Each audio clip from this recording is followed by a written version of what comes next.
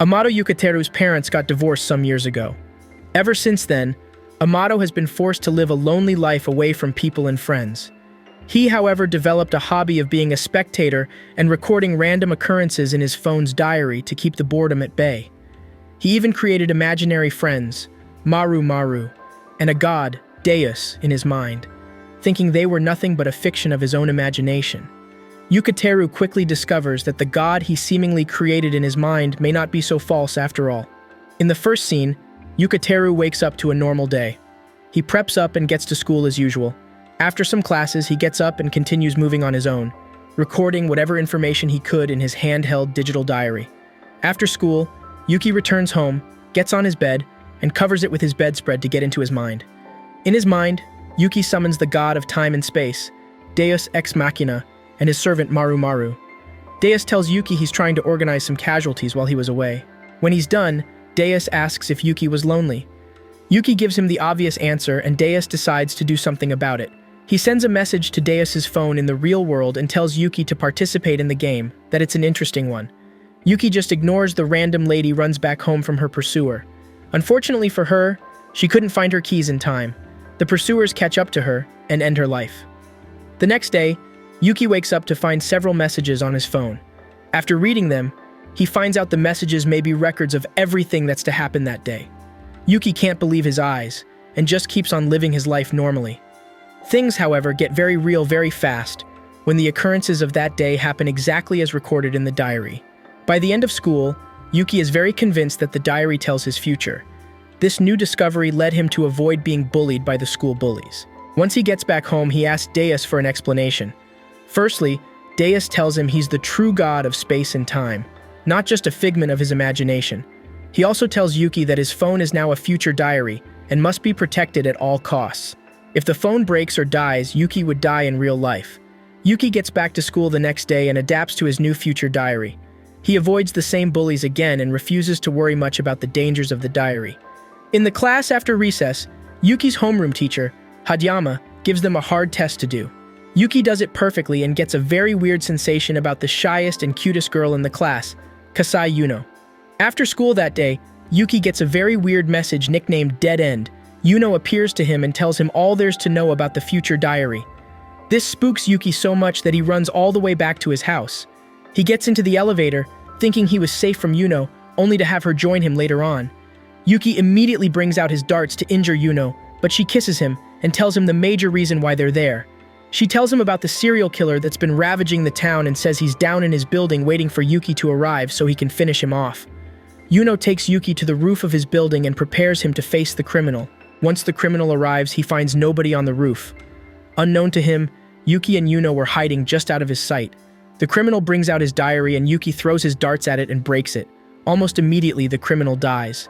Yuki gets back home and challenges making him go through such a horrible game. Deus opens his eyes and takes him to another dimension to introduce him to others like him, who own a future diary. Aside from Yuki, there are 11 other future diary owners living amongst normal humans. Deus explains all the specifics about the diary, not leaving out the Dead End tournament. Once he's done with the explanation, he invites them all to play a game of Battle Royale. The last future diary owner promises to take out the first, which is Yuki, with a few of them vowing to protect him. Furthermore, Yuno is texting Yukiteru for the 40th time, which makes Yuki wonder how she got his cell phone number in the first place. Yuki wants to talk to Yuno about what happened the day before at school, but Yuno says she needs to go to the gym first, and will make time for him later. Then Ninth, mining Yuryu, enters the classroom and inquires of Yuki about Takao Hayama, the third diary user's whereabouts. Yuki responds to this shock and rapidly grabs his diary to check his changed future, confirming Mining's suspicion about Yuki being first. Meanwhile, Yuno, who was changing in the girls' changing room for the gym, saw her Yukiteru diary change its future, which prompted her to sprint towards Yuki and Mining. She arrives just in time and tries to hit Mining with a fire, but Mining avoids her attack and flees through the window. Mining then reveals that she has planted bombs and claymores throughout the school and is holding everyone hostage. She ravages the school, detonating bombs all over the place in an attempt to kill Yuki, leaving Yuno as Yuki's only option for survival. As we can see, they are constantly on the move, evading the bombs with the help of Yuki's random diary. But Yuki is caught up in one of the explosions. He becomes depressed when he discovers his diary is only about events around him and not about himself. However, Yuno reveals her Yukiteru diary's ability to predict all that involves Yuki, and says he will survive because their diaries together form an invincible duo. Yuno then suggests that they find their teachers and classmates because she believes they will assist them. However, it is later revealed that Mining secretly asked Yuki's classmates to bring Yuki to her in exchange for their freedom. When Yuki is brought before Mining, he feels betrayed and scared because he thought they would be his friends. Mining then places his diary in the middle of a minefield between her and Yuki, along with a bomb. Yuno then realizes that all of the students are Yuki's enemies because friends would never try to kill him, so she goes on a rampage and runs through the school towards Menning, detonating all of the motion sensor bombs and slaughtering the fourth diary owner, Kurusu Kigo, then makes his move, shooting Mining's hair to get her attention and revealing his case diary to Yuki. Mining then demands that Fourth kill Yuki and then himself, or else she will detonate all of the remaining bombs. Fourth shoots at Yuki's head, apologizing for the change in circumstances. Yuno leaps through a window and attacks Knight, prompting Fourth to advise Yuki to flee and retrieve. Yuno guides him through the minefield, while Fourth shoots Mining to prevent her from manually detonating mines. Unfortunately, Yuno is unable to use her diary because Ninth and Fourth have run out of bullets. Mining, on the verge of detonating, is then hit by school books and other school equipment, such as pencils and fiddle cases thrown by all the remaining students. After that, Yuki grabs his dart and tries to pierce and destroy her diary. After she detonates her last mine too late, Mining reacts quickly and saves her diary but gets her left eye pierced. Fourth, claiming that Mining has lost, is surprised when Mining reveals the name and ability of her diary, the Escape Diary. She then activates a smoke screen concealed beneath her dress and flees on a motorcycle. Finally, Fourth, Second, and First band together to eliminate the other diary users and, as Fourth puts it, put an end to this stupid game. However, Yukiteru Amano and Yuno Gasai meet with Keigo Kurusu, who warns them of Mining Yuru's continued danger. To entice Mining, Yuki and Yuno are sent on a date to the local amusement park, much to Yuki's chagrin. Yuki quietly observes Yuno's behavior throughout the day, realizing that despite being his stalker, she can act like a normal girl. The two go on several rides, including a walk through Ghost Train that both of them find terrifying. Yuno eventually drags Yuki into a pool park. Yuno stops Yuki to ask a nearby attendant to get her top. Yuno is knocked down by another swimmer, sending her flying into Yuki's arms, much to Yuki's surprise. Yuki floats away in shock as the attendant retrieves Yuno's top. Later, Yuno notices the planetarium and suggests going there next, only for Yuki to dismiss the idea and rush away. Yuki asks Yuno on the Ferris wheel why she is always following him around. Yuno responds by questioning why Yuki avoided the planetarium, mentioning how he wanted to go stargazing. Yuki accuses Yuno of reading his diary, but Yuno leaps to his feet and tells her he told her. In a flashback, Yuki and Yuno are shown sitting in a classroom together a year ago. Yuno stares blankly at a piece of paper on which she is supposed to write down her future goals. Yuno notices Yuki writing something and approaches him, learning Yuki wishes to go stargazing.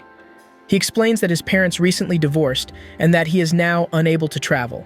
Yuki goes to rub out his wish, but Yuno stops him by offering to become his bride and go stargazing with him. Yuki, believing Yuno is joking, responds that they can go when they are older.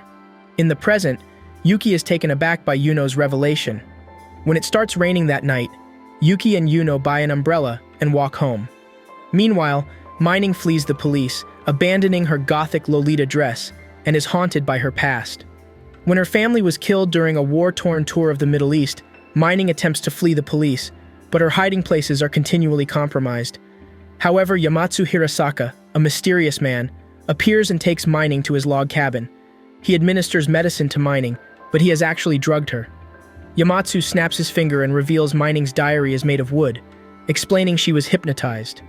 Yamatsu is revealed to be dressed in a mask and a spandex suit. Mining, unable to move, can only watch as Yamatsu interrogates her about Yuki while pulling out her punctured eye. Yuki and Yuno arrive at Yuno's house, with Yuno inviting Yuki inside.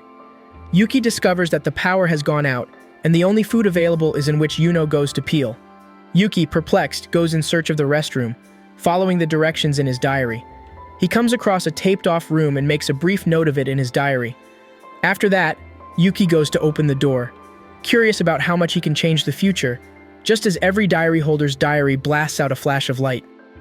Meanwhile, Yuki opens the door to find the room filled with bloodstains and 3 corpses on the causality continuum begins to shift quickly, with Deus Ex Machina expressing his delight that he chose Yuki as his favorite to win, astounded that he has altered the entire planned timeline of the survival game.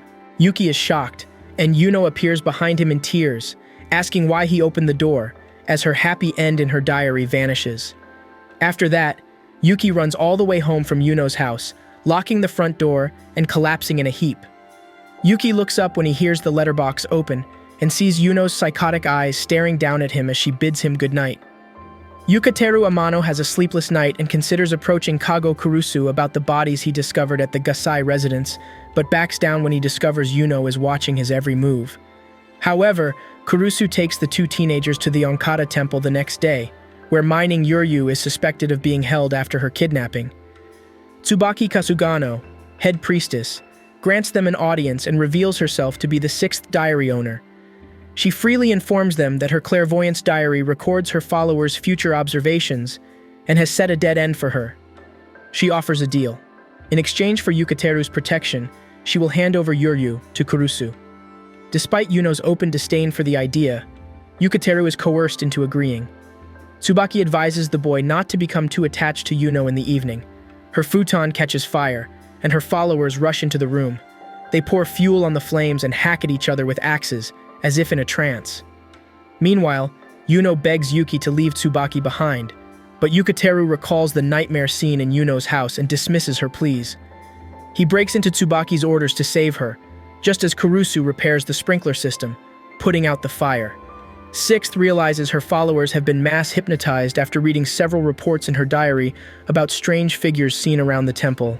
Yamatsu Hirasaka, somewhere in the temple's bowels, compares the diary's weaknesses to a chained-up Yuryu, comparing their strengths and weaknesses to a rock-paper-scissors-esque cycle.